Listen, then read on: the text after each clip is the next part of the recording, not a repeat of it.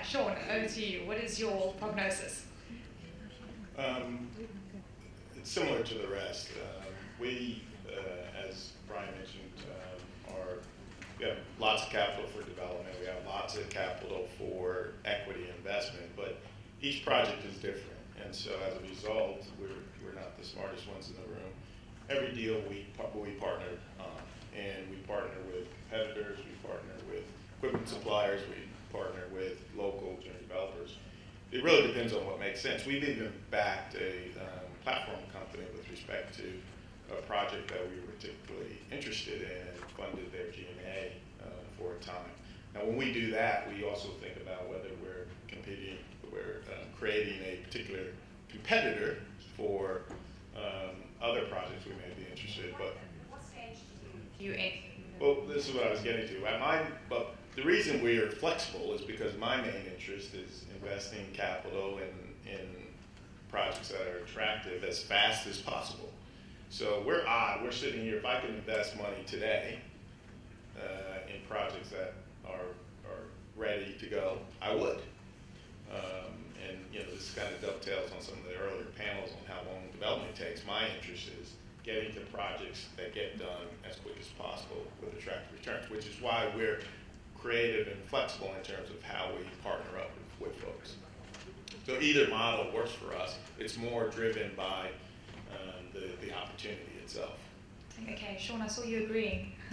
Well, yeah, I can echo Brian's concern about projects that have been advanced. And actually our experiences, again, my mantra today is that I like to invest our capital as soon as possible. Sometimes that means a greenfield project, oddly enough, can get done quicker than a project that's been kicked down the road, because sometimes mid-stage or advanced projects have bodies buried that you don't necessarily know where they are when you enter, and that can delay a project and create problems for a project that you then have to solve.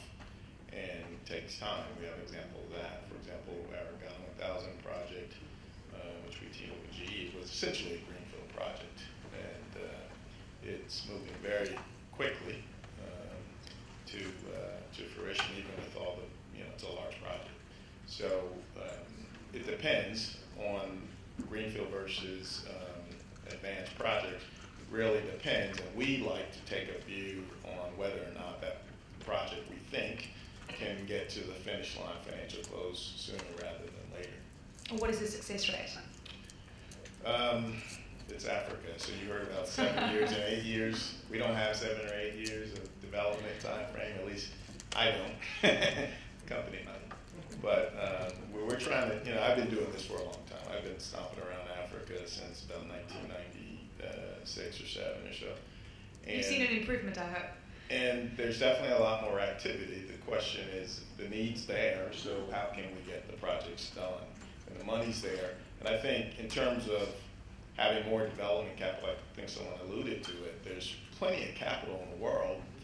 There just needs to be a demonstration of success. So when you saw South Africa demonstrate the success in their renewable IPP program, which I was involved in the early stages, then there was a massive flood of capital.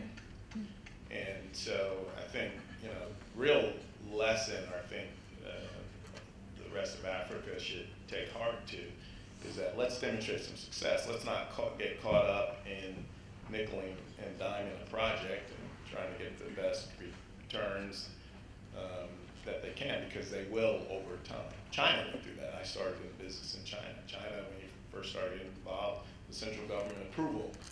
Today you wouldn't even think about going for central government approval in China for projects. So demonstration of getting projects done is the key. Great. Doing business in Africa, you can't afford to be without Africa Investor.